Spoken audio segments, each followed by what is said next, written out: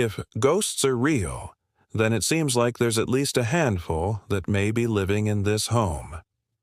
Welcome back to another episode of the most mysterious place in the world, where today we're going to go over the unsolved mystery of the Enfield Poltergeist. In 1977, a single mother of 4 moved into a small house in North London with her children, Janet, Michael, David, and Lucy Ann. The family had recently come from an abusive relationship with a man who used to beat the mother regularly and use the children as human shields. So she decided to change their names and start fresh in a new home. But she didn't realize what was waiting for them inside. From the moment they stepped foot inside, strange things started happening. At first, it was just little things like moving objects, footsteps, shaking beds, and doors rattling. But as time went on, it got worse. One day, the mother was sitting at the kitchen table when she heard what sounded like someone walking around upstairs.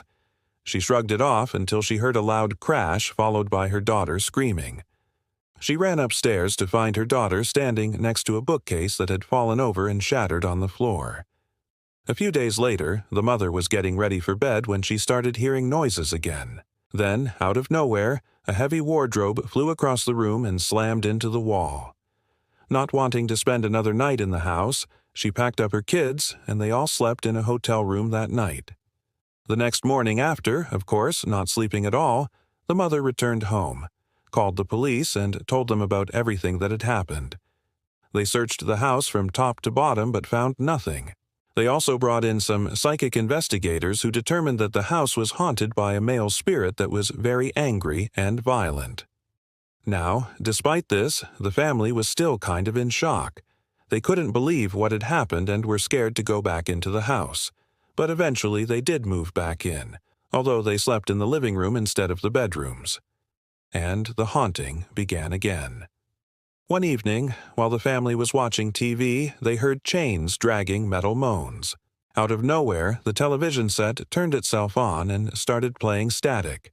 Then they saw a shadowy figure dragging itself closer and closer to their couch. It reached out a hand toward them and then vanished. A few nights later, the mother awoke to find herself levitating above the bed. She tried to scream but couldn't make a sound. Then she saw the ghost of a man dragging himself closer and closer. Just as he was about to grab her, she woke up and collapsed to the floor. As time went on, the hauntings became more frequent and violent. Sometimes the family would hear chains dragging, and other times they'd see the shadowy figure dragging himself closer and closer, always reaching out for them with his long-fingered hand. Eventually, the mother could take it no longer. She contacted the local newspaper and told them about everything that had been going on. Soon, paranormal investigators from all over the country started showing up at the house, including one of Britain's most famous psychics, Harry Price. Harry spent several hours investigating the house and even brought in some high-tech equipment to try and detect the ghost. He discovered that the ghost seemed to be concentrated in one area of the house and that its presence was very cold. He also noticed that the ghost seemed to be interacting with the youngest daughter, Lucy Ann, the most.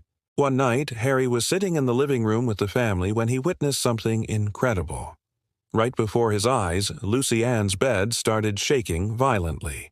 Then, out of nowhere, the mattress rose into the air and started spinning around the room. Harry quickly realized that this was no ordinary ghost. This was a demon. He immediately performed an exorcism and banished the demon from the house. But the haunting didn't stop there. It actually got worse. One night, the mother was awakened by chains dragging. She looked over to see the ghost of a woman dragging herself closer and closer. The ghost reached out a hand toward her and whispered in her ear, "Beware the chair." Then she vanished. The mother was confused but shrugged it off. Until the following morning, when she went to get up, the chair that she was sitting in suddenly flew across the room and slammed into the wall. Then she heard the ghost's voice again. "Beware the chair." She knew that she was in danger, so she moved her chair into the middle of the room and away from the walls. But that night, the ghost came back and killed her. Well, not exactly. What happened next is still unknown because nobody knows what happened to the mother after this point. Some say that she disappeared. Others say that the ghost killed her. But the truth is, nobody knows. What we do know is that the ghost kept coming back night after night, trying to kill her with the chair. The kids slept in the living room that night and were woken up by screams. When they looked in their mother's bedroom, they found the chair sitting in the corner. Then they heard the ghost's voice again. "Beware the chair," it said. "Beware the chair." That's when they knew that they needed help. They called the police and told them about everything that had been going on. The police arrived, but when they entered the bedroom, they found nothing.